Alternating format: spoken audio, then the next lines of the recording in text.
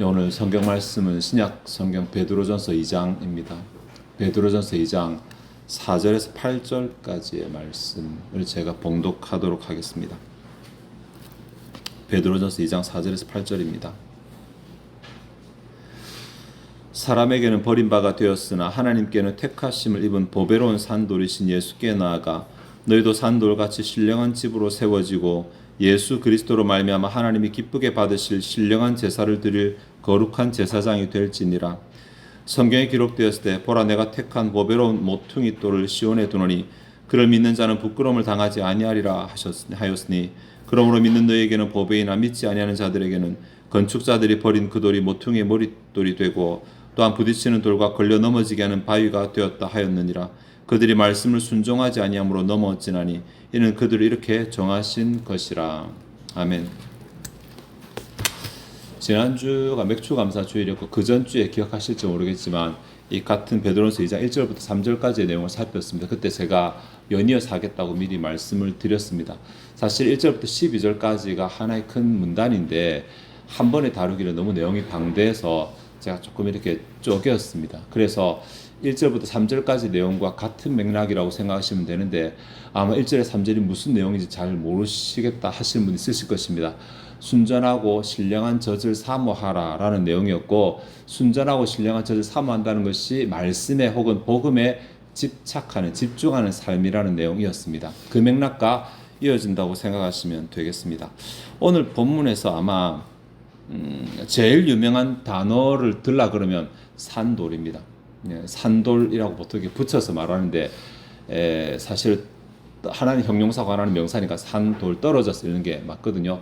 산돌이라는 이 단어는 뭐 산돌 복음에도 있고 산돌 교회도 있고 워낙 유명해서 이게 잘 압니다. 성경에서 이거 말고 또 유명한 돌이 하나 더 있는데 뜨인돌이거든요. 그건 다니엘서에 나오는 이 두 가지 돌이 성경에서 굉장히 유명한 용어인데, 산돌이라는 표현은 성경에서 이 베드로전서 2장밖에 나오지 않습니다.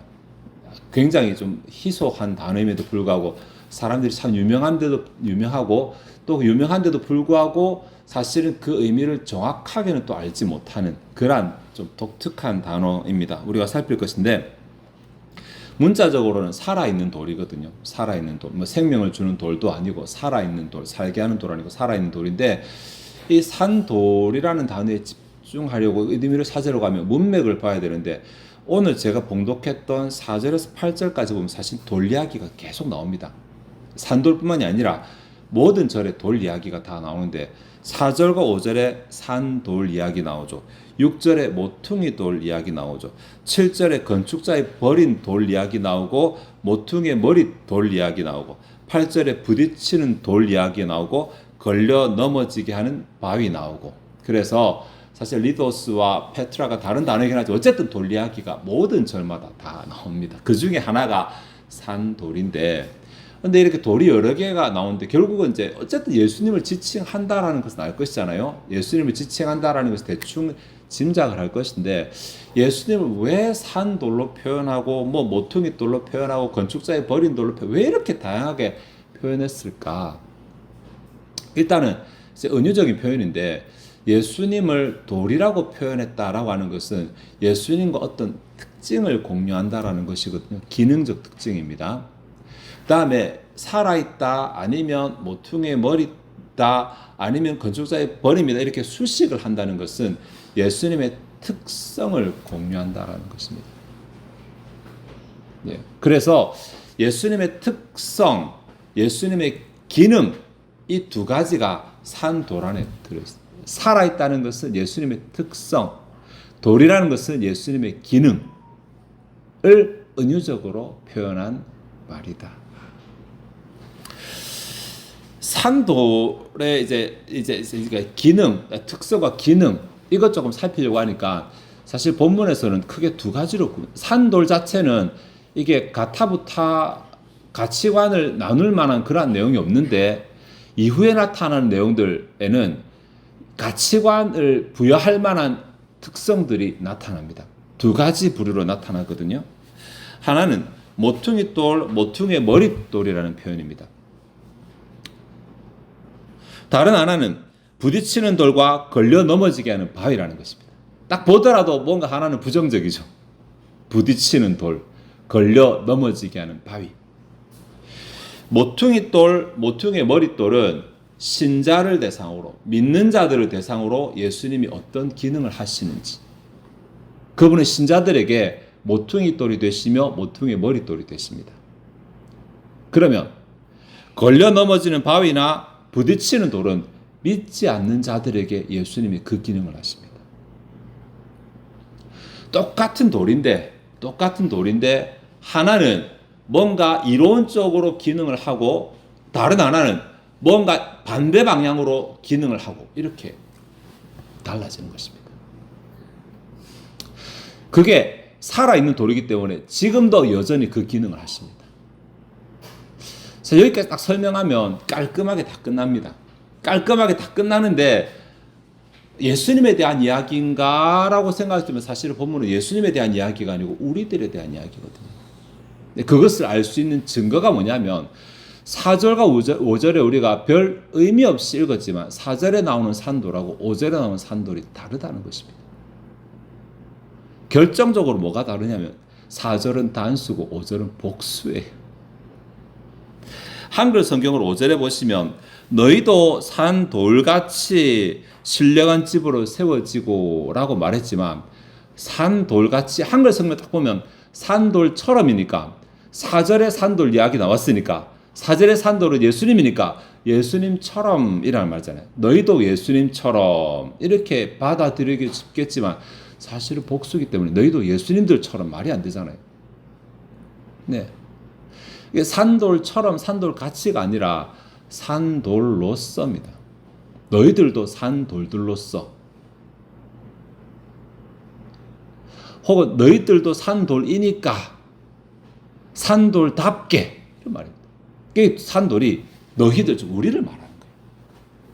예수님이 지금도 살아있는 돌이고 지금도 누구에게는 모퉁이의 머릿돌이 되고 지금도 누구에게는 걸려 넘어지는 바위가 되고 막 이렇게 말했더니 갑자기 그 다음에 우리도 산돌들이라고 말하는 거예요.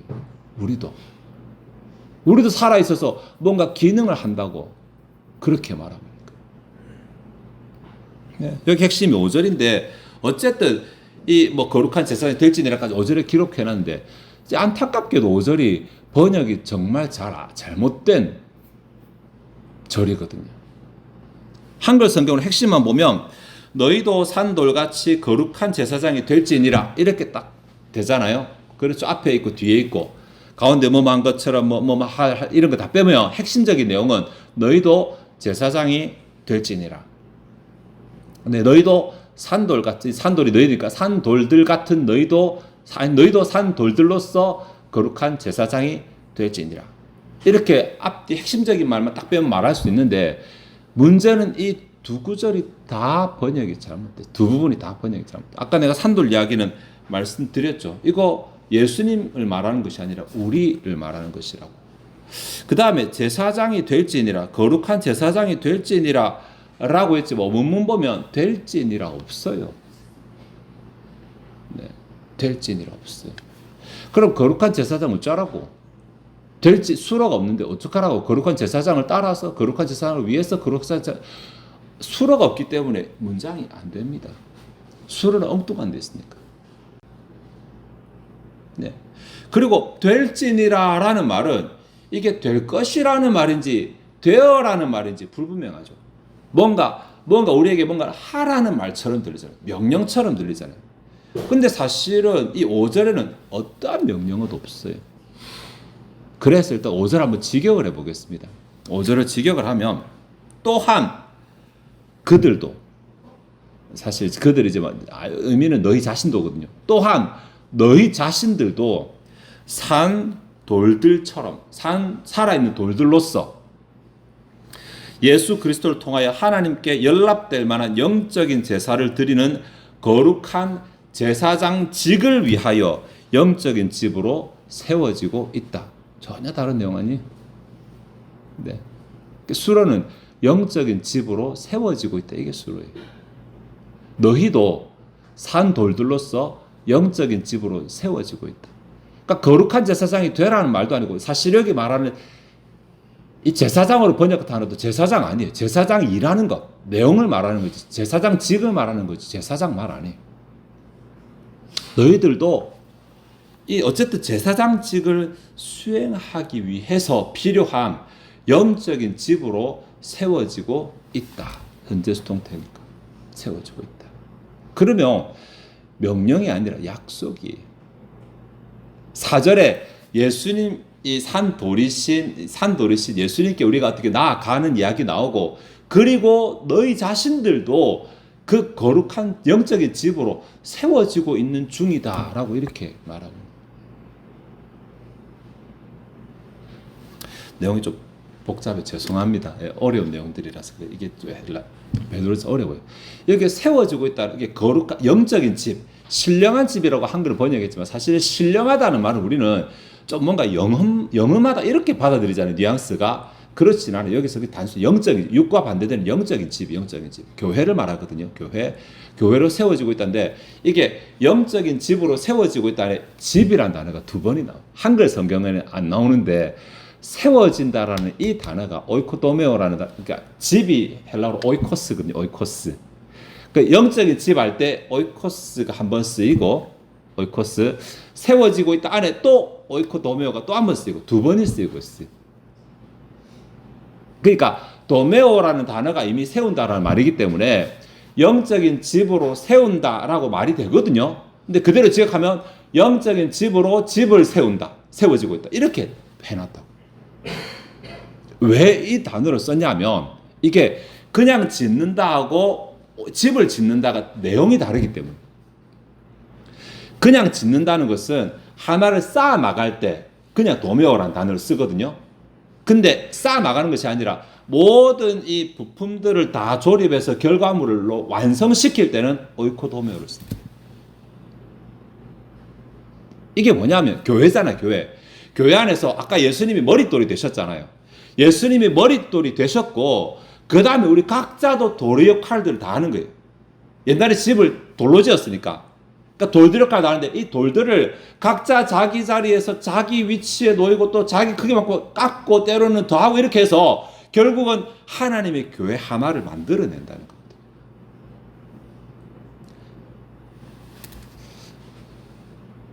일단 다 이해하셨을 것이라 믿고, 네. 도대체 왜 이렇게 교회를 만드는가?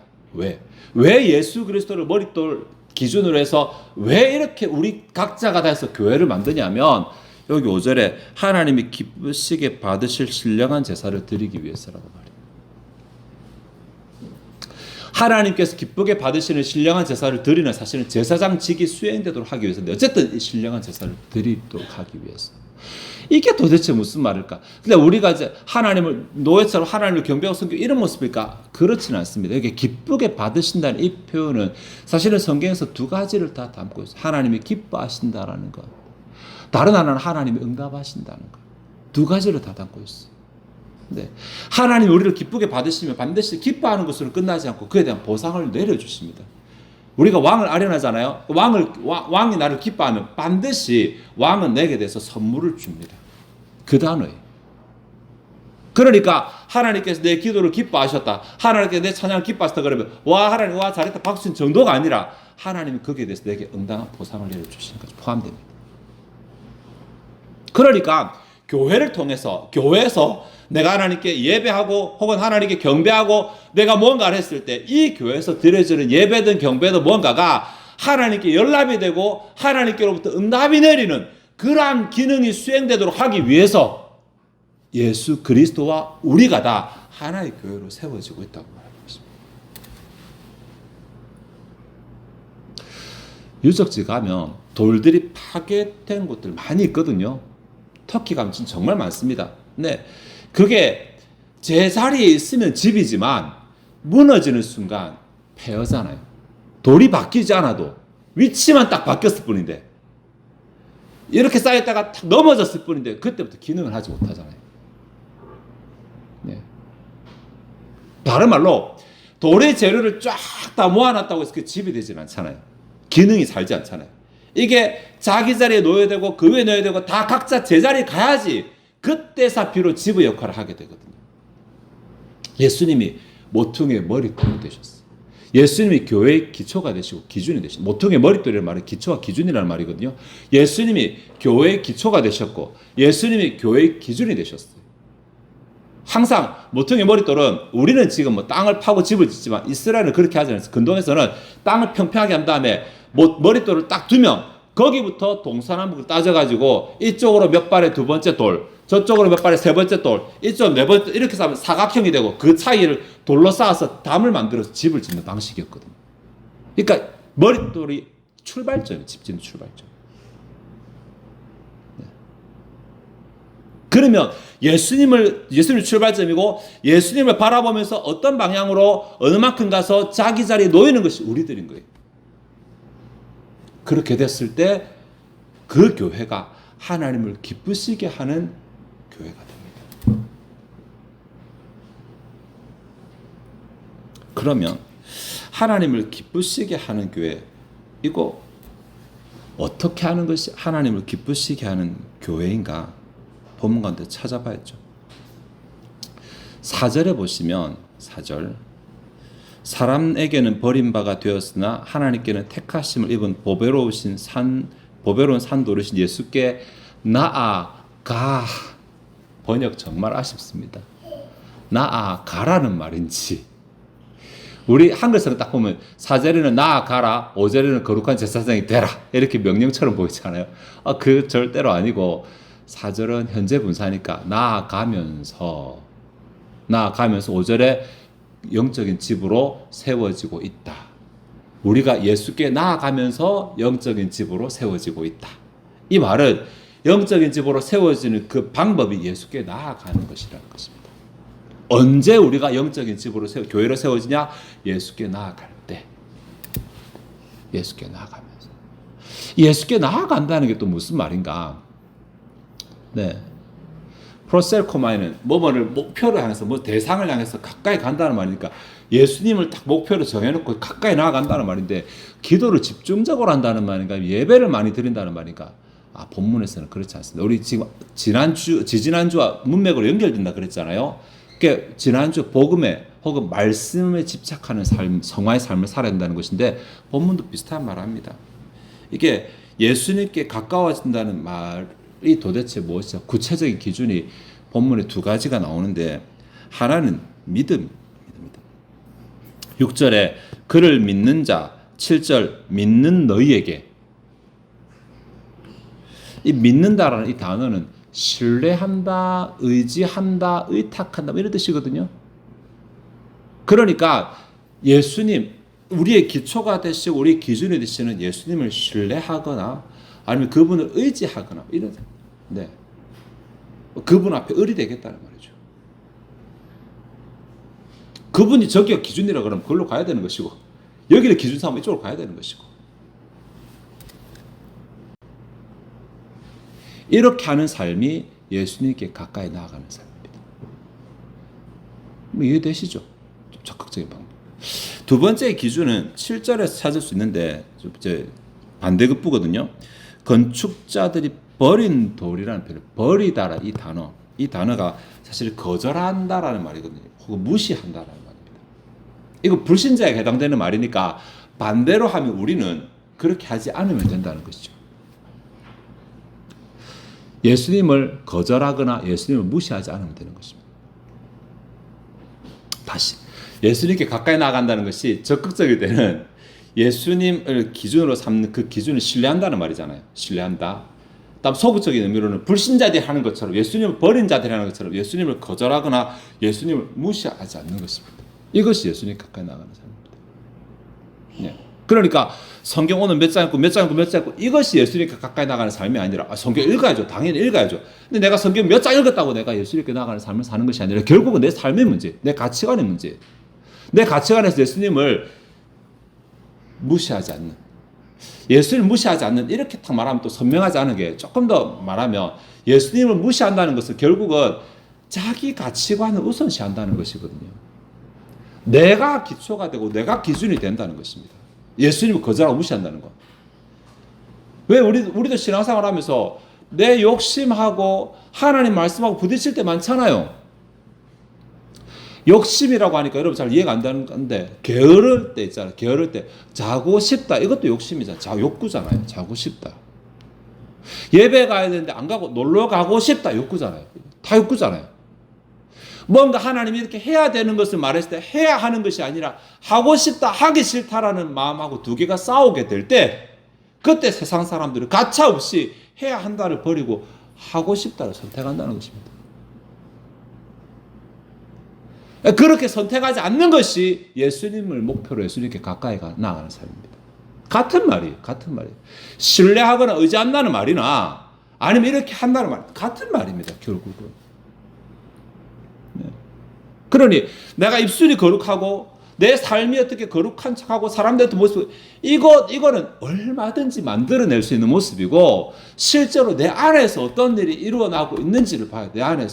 내 안에서 욕심, 욕구, 게으름 뭐든지 간에 하여튼 하나님 말씀과 위배되는 이것이 있을 때 나는 어떤 것을 쫓아 살아가느냐, 그것을 선택하면 나는 예수님에게서 멀어지는 삶이고, 예수님을 거절하는 삶이고, 예수님을 무시하는 삶이고, 이렇게 되는 거예요. 그것으로는 하나님을 기쁘시게 해드리는 교회가 세워지는데 걸림돌이 됩니다. 나는 내 마음대로 살면서, 나는 욕심대로 살면서 이 교회에서 하나님께 제대로 예배드리고 하나님이 받으시고 하나님께서 응답하시는 그런 모습을 기대한다면 다른 누군가를 두 배로 힘들게 하는 거예요. 나의 부족을 채우기 위해서 다른 누군가는 두 배로 더 노력해야 될 것이니까 그 모습을 가지고 있어요. 그냥 각자 자기 자리에서 자기 일을 하면, 모두가 다 그렇게 하면 이 교회는 자연스럽게 하나님이 기뻐하시는 교회가 되는데,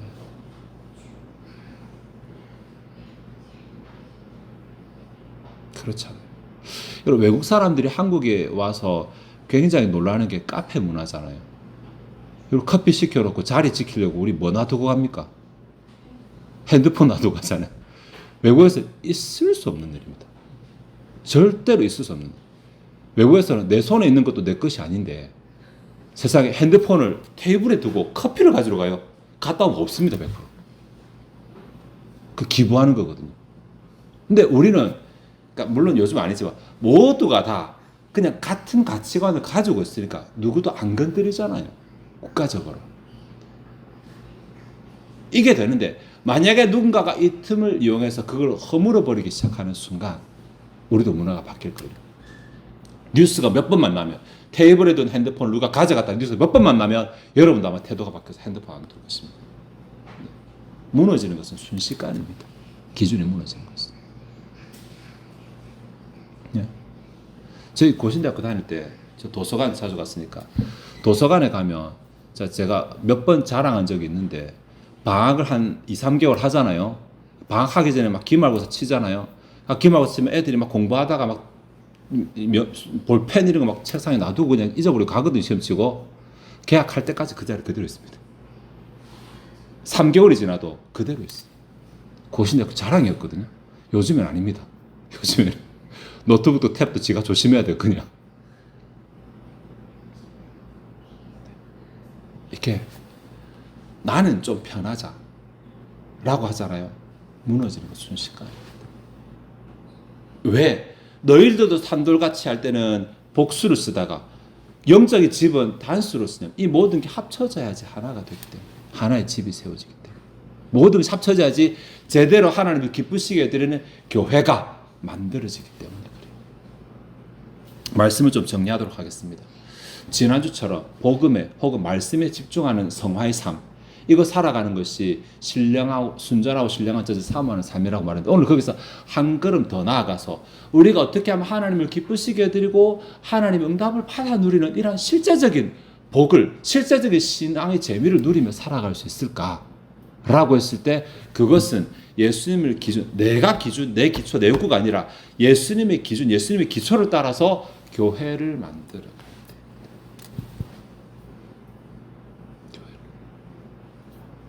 그렇게 되면 우리 교회를 통해서 하나님을 경험할 수 있습니다. 사람들이 하나님을 경험하는 게 내 혼자 기도 열심히 하고 내 혼자 성경 많이 보고 이렇게 생각하잖아요. 여러분, 예, 이거 제가 또 다음에 시간 내고 하겠습니다. 사실은 너무 우리가 받아들인 그 복음은 개인주의적인 복음을 받았어요. 내 구원, 내 믿음, 내 천국, 내 복 이렇게 받았는데 성경은 절대로 두 가지를 말합니다. 두 가지를. 개인의 부르심과 교회로의 부르심. 개인의 신앙과 교회의 신앙생활. 개인의 사명과 교회의 사명. 개인의 복과 교회의 복을 철저하게 두 가지로 말하고 있어요. 그러니까 우리는 너무 반쪽만 알고 있는 거예요. 자, 나는 그냥 예배 참석만 하면 돼. 뭐 다른 거 다 필요 없고 난 바라는 것도 없어요. 라고 하시면 오늘 본문에서 별로 교훈을 받으실 게 없을 것입니다. 근데 만약에 내가 교회 다님으로 내가 신앙생활 하는 것으로 해서 나도 하나님 좀 기쁘시게 해드리고 싶다거나 아니면 나도 하나님께 응답을 받아 누리고 싶다거나 한다면 오늘 본문의 교훈에 귀를 기울여야 돼요. 그리스도 기준. 내 욕심이 아니라 그리스도 기준. 그리스도가 기초가 되니까 그리스도를 따라간다는 것이고 시작이니까 그리스도가 기준이 된다는 것이니까 내가 따라가면서 내가 그리스도의 말씀이 합한지 아닌지 자꾸 점검하는 이것. 그렇게 살아가면 네, 우리도 누릴 수 있습니다가 아니라 여러분 거룩한 영적인 집으로 세워지고 있다는데 세워지고 있다가 수동태거든요. 이거 몇 주 전에 서시원 선교사님 그랬죠. 신적 수동태라 불리는 하나님께서 지으신다. 하나님께서 그렇게 되도록 하십니다. 우리가 어떻게 집을 만들 필요 없이 나는 내 자리에서 내 기능만 하면 하나님이 그 모든 것을 조합해서 그러한 교회로 만들어 놓습니다. 그러니 내 자리에서 내 일만 하면 돼요. 각자의 삶 가운데서 제자들 교회가 이미 그렇게 잘하고 있고 이미 다른 교회보다 훨씬 낫습니다. 훨씬 헌신적이고 훨씬 아름답습니다. 이미. 그런데 우리가 조금 더 노력하고 분발해서 사람들이 이 교회를 통해서 하나님을 경험할 수 있고 또 그렇게 소문이 나고 그래서 다른 교회 모델이 되고 이런 교회가 되기를 바랍니다. 좋은 모델로 보여주길 바랍니다. 그렇게 되기 위해서 각자가 나는 아니고 이번에는 빠지고 이런 식으로 자꾸 무시할 생각하지 마시고 거절할 생각하지 마시고 어떻게든 바둥거리고 자신의 자리를 지키려고 노력하는 가운데 그러한 일들이 이루어지고 그러한 복을 받아 누리는 저와 되시기를 바랍니다. 기도하겠습니다. 하나님 오늘 베드로전서 2장 4절에서 8절의 말씀을 생각해 보았고 내가 내 삶에서 하나님이 기쁘시게 해드리고 하나님의 응답을 누리기 위해서 하나님께서 영적인 집인 교회를 통해서 이러한 일들을 행하신다는 사실을 말씀해 주셨고 어떻게 하면 우리가 단순히 사람들의 모임이 아니라 모여있는 개인의 집합체가 아니라 하나의 영적인 집으로 세워질 수 있는지를 교훈해 주셨습니다. 그리스도를 따라서 그리스도를 기준으로 살아갈 때에 이러한 일들이 이루어지고 만약에 내 기준을 충족시켜 살아가면 그리스도를 무시하게 되면 이러한 일들이 이루어지지 않는다라는 것을 교훈해 주셨습니다. 이것이 남의 일이 아니고 내가 구경꾼이 아니고 내가 바로 지금 하나님의 교회의 한 돌인 것을 한 부품인 것을 한 자리인 것을 알게 하시고 지체인 것을 알게 하시고 내가 내 자리에서 하나님의 교회가 이루어지는데 협력자가 될 것인지 내가 그 자리에서 걸림돌이 될 것인지를 돌아보게 하시고 함께 노력하고 함께 누리는 공동의 가치관을 가지게 하소서. 하나님이시여 제자들 교회에 있다는 것이 우리에게 복된 자랑거리가 되게 하시옵소서. 하나님 앞에서 복이 되면 사람들에게 뿌듯한 자부심이 될 수 있도록 내가 소비자가 되어 다른 사람이 만들어 놓은 것을 빼앗아 누리는 것이 아니라 나도 동참하고 함께 누리는 자가 되게 하시옵소서. 어떻게 해야 될지 내 자리에서 어떻게 해야 될지를 끊임없이 성령께서 알려주시며 그 음성에 순종하며 따를 수 있도록 은혜 베풀어 주시옵소서. 이 시간 주 앞에 준비된 예물을 드리고자 합니다. 우리의 마음이 즐거이 하나님을 헌신하게 하옵소서. 감사드리며 예수 그리스도의 이름으로 기도하옵나이다. 아멘.